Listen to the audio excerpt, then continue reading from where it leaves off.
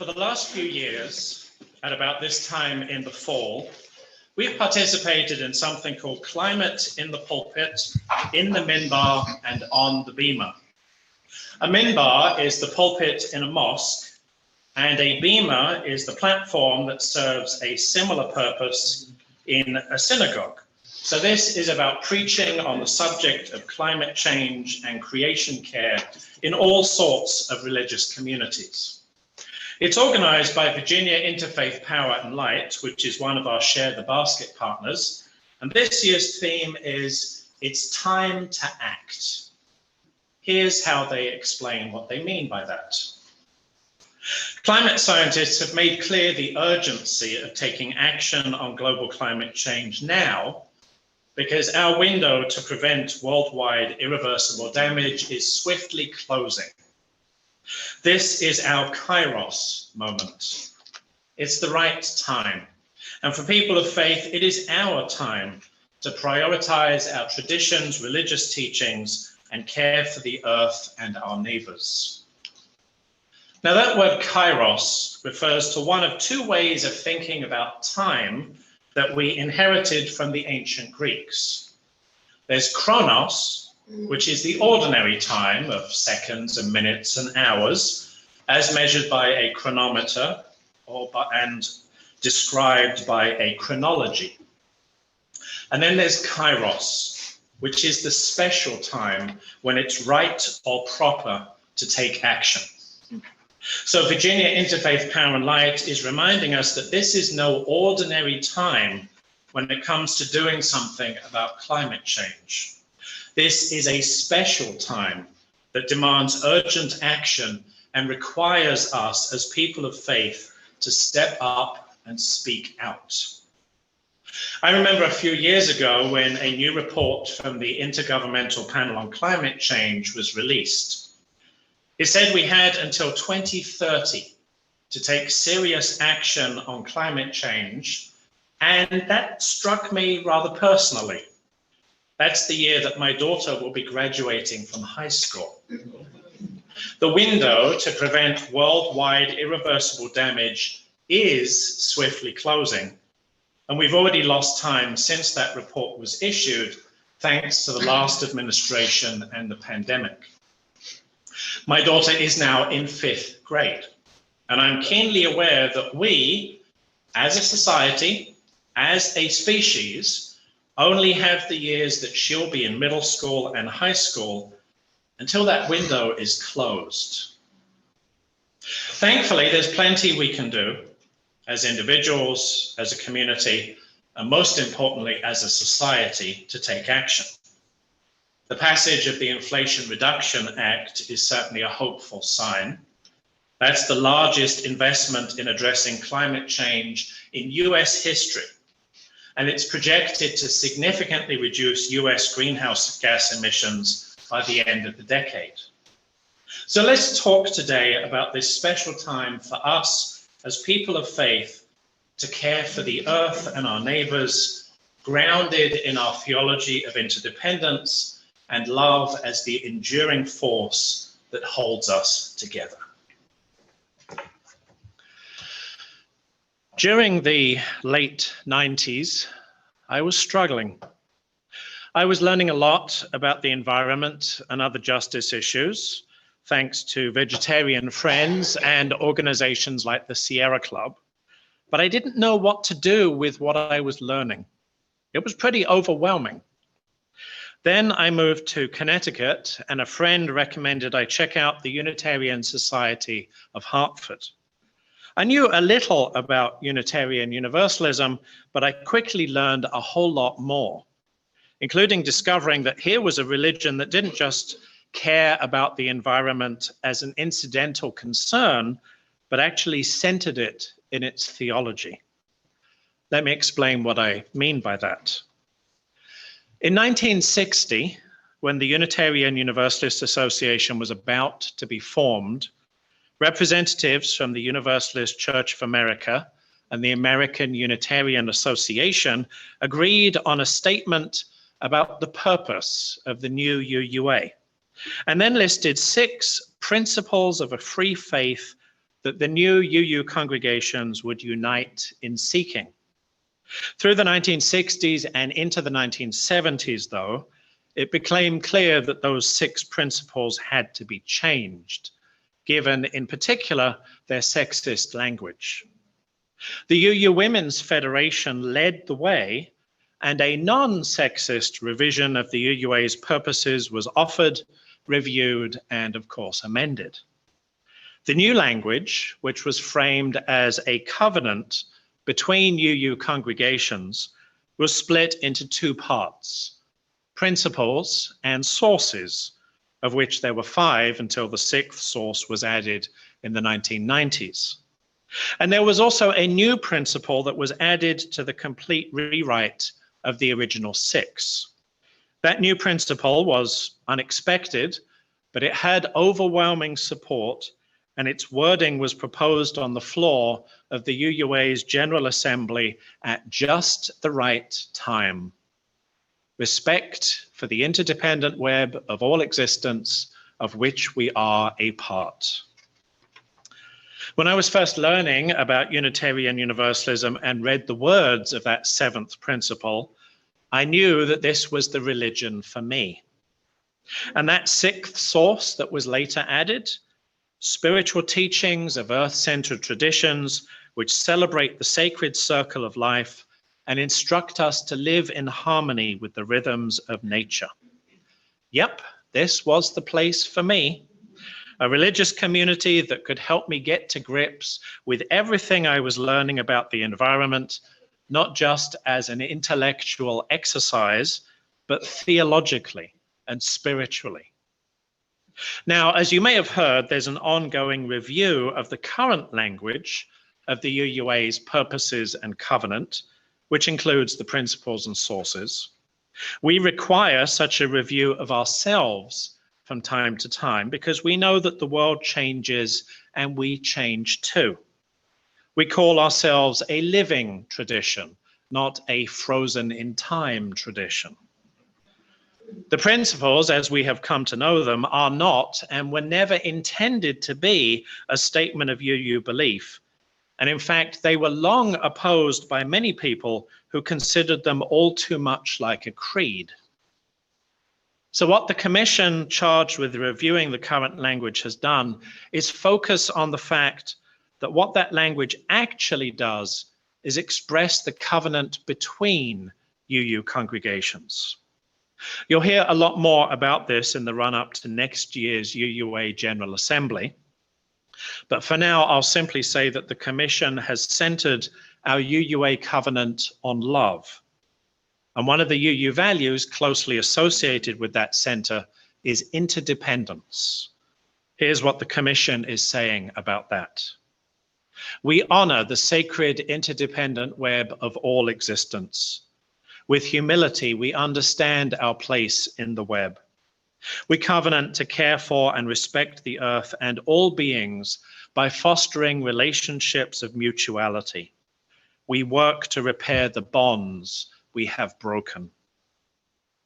One of the hallmarks of Unitarian Universalism is our theology of interdependence. We still have to do some work to overcome the toxic legacy of Emersonian individualism, but we know from economics, from the pandemic, from climate change, that interdependence is a fact, and we have chosen to embrace that fact rather than deny it.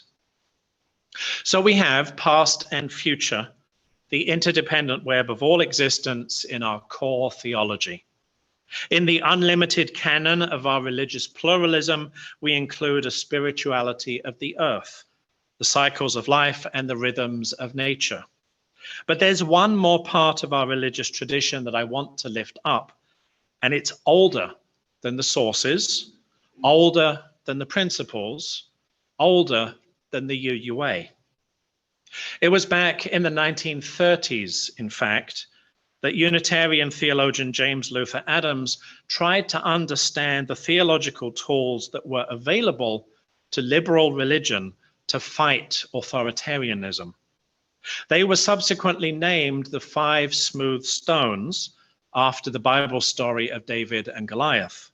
And I want to name one of them in particular, because it's not enough to merely claim a theology of interdependence or an earth-centered spirituality.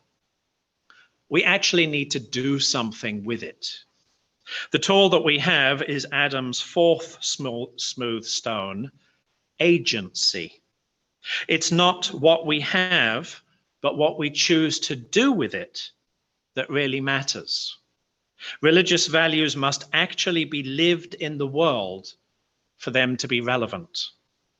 Agency is what empowers us to do something about the environment and other justice issues, to make this a living tradition each and every day. Now, usually at this point in the service, I'd ask you a few wondering questions, but to lead us into the next piece that the choir is going to sing, I want to share a cartoon with you instead. Pam, if you'd put that up on the screen, please. This comes from the Bird and Moon comics by author and naturalist Rosemary Moscow.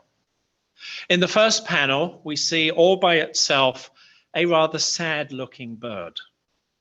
The words above say, "Hey, caring about climate change can be isolating and overwhelming." In the next panel, we see a couple more sad-looking birds. The words say, "Most of us are concerned about climate change, but we don't talk about it very often. So everyone thinks that nobody cares." In the next panel, please, Pam, there are more birds, but they are perkier, and a few of them are singing a little. The words say, "But you're not alone. You're part of a huge crowd that's working on this problem. And we have solid solutions." And in the last panel, there's lots of singing, and the words say, "It's not just you, it's we. And we need your voice." So now, let's sing for the climate. So at the back of Old Enough to Save the Planet, the book that Joanne read to us earlier, there are a couple of pages of things that any of us can do to help save the planet. On one page, 10 actions are named and described, and I'd be prepared to bet that most of us are doing most of these already. Buy products with little or no packaging. Stop food waste. Mend things instead of throwing them away. Walk or use public transportation instead of driving. Think carefully before traveling by airplane. Turn off the tap when you're brushing your teeth. Aim to eat more seasonal, locally grown produce to reduce food miles. In other words, the distance that food has to travel to reach you. Eat less meat. Save energy at home whenever possible. Buy less stuff. It's the other page that interests me more, though, particularly since I was talking about agency earlier. That page is titled 10 Things You Can Do to Make Your Voice Heard. Write to your representatives. Write to your local city officials. Educate others. Create a petition. Set up a group of people working toward a similar goal. Write to newspapers, magazines, or websites with your ideas. Stay up to date with the news. Gather friends and family and join a protest. Go on strike, as in the Fridays for Future strikes organized by Greta Thunberg and Callan Benson, who wrote the introduction to the book. Speak out at every opportunity. For our activity today, I want you to think about what you can and are willing to do to speak out and make your voice heard. Most of us, as I say, are probably doing a bunch of things by ourselves already, but we also need to speak out about what we're doing and why we are doing it. Remember that cartoon? Most of us are concerned about climate change, but we don't talk about it very often. so everyone thinks that nobody cares. We need to change that. Let me say one more thing about this before you share what you're thinking with one another. We all know that big fossil fuel companies like Exxon, Mobil, Chevron, and Shell have poured huge amounts of money for decades into climate change research so that they can bury that research and claim global warming isn't happening. But did you know it's worse than that? They've also spent money to make us feel guilty for using their products, to convince us that it's all up to us as individuals to fix global problems, and to feed us narratives of cynicism and hopelessness that even if we could do something about climate change, it would be too socially and economically painful. So where that cartoon said, caring about climate change can be isolating and overwhelming, that has been intentionally inflicted upon us. The solution? To remind ourselves and other people that we're not alone in caring and wanting to do something. Doing our own things to be more green is all well and good, but the power in this comes from applying our agency to make our voices heard and join the growing worldwide chorus demanding that we do it now. So I wonder how you can do that. One of my favorite readings in our unlimited canon comes from American anthropologist Margaret Mead. Never doubt that a small group of thoughtful, committed citizens can change the world. Indeed, it's the only thing that ever has. It gives me hope to think that such a thing can be true, that a small group of thoughtful, committed citizens can apply the weight of their souls in just the right place at just the right time to bend the arc of the moral universe toward justice. But I also think that Mead's words need to be taken carefully. Let's think about this in terms of doing something about climate change. If all it took to do something about climate change was one small group of people and that was it, we wouldn't be where we are now. Lots of UU congregations have such small groups of people, namely green sanctuary teams. One of my first times as a guest preacher was at the UU congregation in Manchester, Connecticut, as part of their green sanctuary program, and that was 20 years ago. And I remember talking about global warming and the need for energy sustainability in school when I was 8 years old. If all it took to do something about climate change was any one small group of people, we wouldn't be talking about it today.